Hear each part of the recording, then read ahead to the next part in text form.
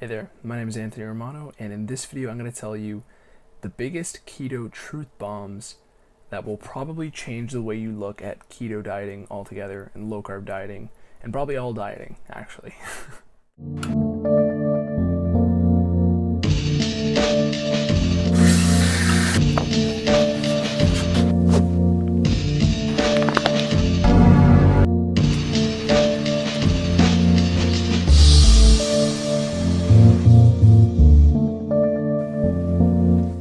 Alright, so the keto truth bombs. The first one, you might know half of it, but the first truth bomb is that the most ketogenic thing you can do is not eat anything at all.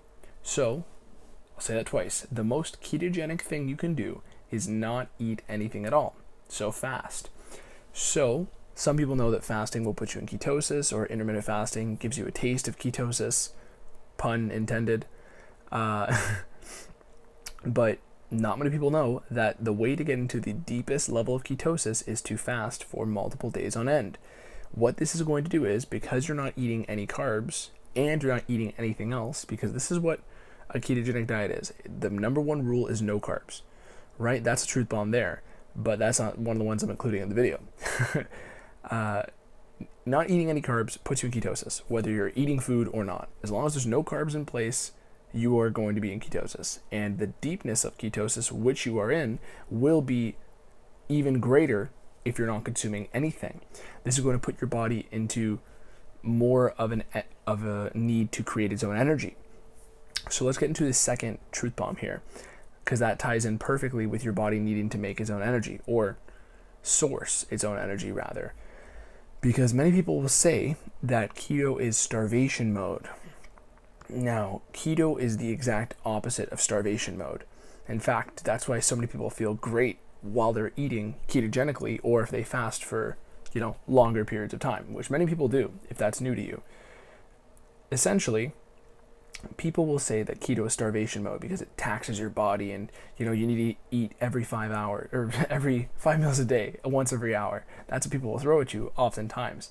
And you don't need to eat every so often like that. You can eat whatever you like to, but when you are creating that much of a time span in between your meals, your body will be required to be in ketosis in order to produce energy. So that sounds a lot like starvation mode. It's not. Think about what starvation means. Starvation means that you are in need of sustenance. You're in need of energy. Okay, you're starved and you need to keep filling up, right? Then why is it that every time somebody fasts, they're not hungry? Their appetite goes down. Shouldn't they be the opposite of starved? Or shouldn't they be the opposite of starvation mode? They're acting like they're full. Why is it that people who are fasting for days on end seem to act more as if they're full than if they're starving, right? And some people will say, well, that's because it's a trick. It's your mind tricking you that it's in starvation mode. That's all BS. Okay, that's all BS. Think about it logically. If you are starved, you are going to keep eating food and still be hungry. That is the definition of starvation, is that you keep eating food yet you're still hungry. And this is, funny enough, commonly what many people ascribe to. They will eat multiple meals a day and still be hungry. They're eating food yet it's not filling them up. That is actually the definition of starvation. If you're able to not eat food and still not be hungry, that's the complete opposite of starvation. You're actually fed. You're full because your body is tapping into a very potent energy source as your body stored fat. And it's going to be purging your body of the toxins within your fat. And at the same time, it's also going to be tapping into the nutrient stores within your fat, because fat will store toxins and it will store vitamins, fat-soluble vitamins, A, E, D, and K. So essentially, whatever you have in your fat stores, if you're somebody who needs to cleanse out and detoxify, you'll be getting more of that. If you're somebody who has, healthier stores of fat and you're just trying to lean down, lose weight, then you will not only get the detoxification benefits, but you will get extra nutrient quality because it's stored in your fat. Your body saves it for times like this. And that is also why people are sometimes able to fast for weeks and months on end with no problems, because perhaps they're tapping into a more nutrient-dense energy source. And then it makes you think, another truth bomb here, is that fat is the most potent and preferred fuel source of the body. Okay, this is probably the last truth bomb I'll use as the centerpiece of this video, because I threw in other ones as well. But this one is that fat is your body's preferred energy source. I talk about this all the time, but I'll elaborate a little more here. When I'm saying that fat is your preferred energy source, many of you will know the argument I always put out, which is your body stores dramatically larger amounts of fat than it stores of carbs, right? This is why we're able to add seemingly endless amounts of fat, but only a couple thousand calories worth of carbs in our body, mainly in the liver and your muscles. So essentially, people will make this argument that carbs are the preferred fuel source of your brain. And this is where you're probably going to expect me to say fat is the preferred fuel source. Fat is the preferred fuel source. But here's the little caveat to that. The little condition upon fat being the primary energy source is what your body is used to. Now, your body will function smoother on fat if you are to get fat adapted.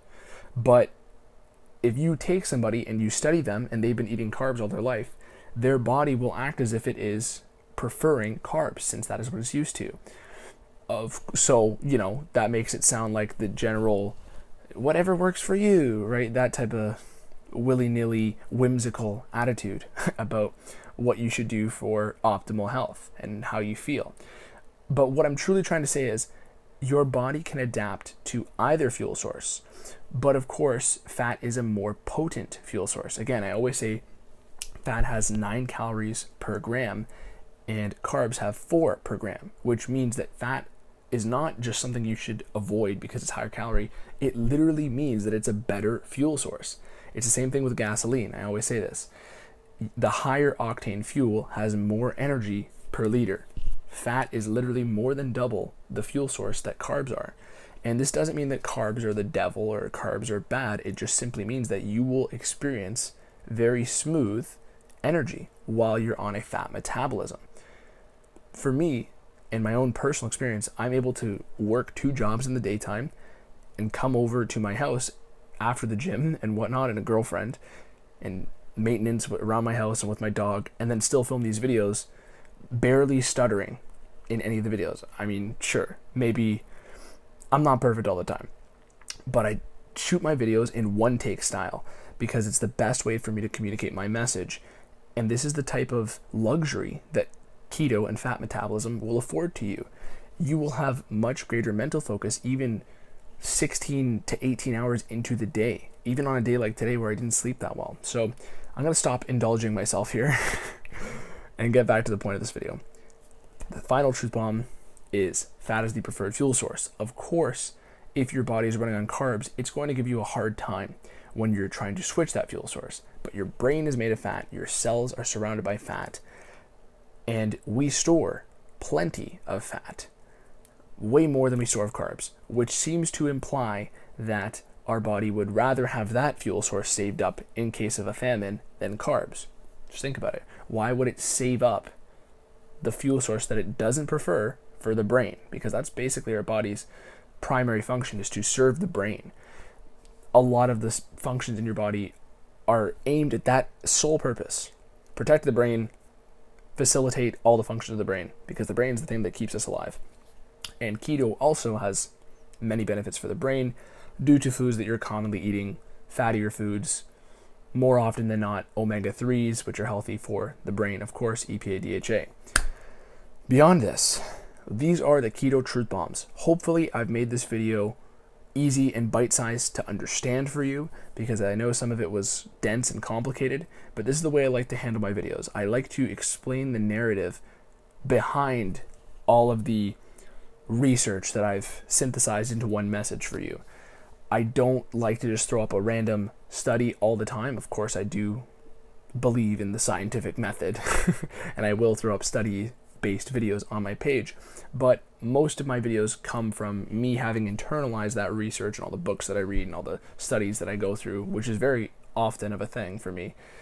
And then I will make it easy to understand, hopefully. If this video was easy to understand for you and it had any grain of truth, I encourage you to like the video and subscribe to me right now. Also, leave me some comments on other keto facts or truth bombs you think I should make videos about down below. Beyond that, go to my website, romanoketo.com, for keto coaching. And thank you for watching. Peace.